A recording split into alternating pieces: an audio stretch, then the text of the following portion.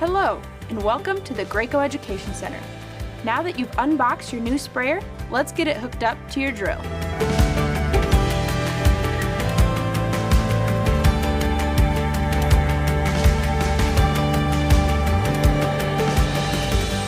Your sprayer is compatible with cordless drill drivers and impact drivers. Drill drivers are best for slower applications when more control is needed. Always run your drill driver on the drill setting and on the highest speed. Slower drills mean slower hand speed. Impact drivers are best for higher productivity applications. It's recommended that you run your impact on the highest speed setting, but some impact drills can operate at a lower speed setting.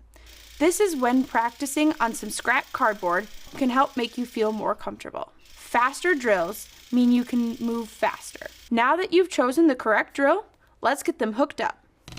Connect the chuck of your drill to the drive shaft. Place the drill on the support foot. You might need to extend the arm to fit your drill. Secure the drill to the drill support foot with the provided strap.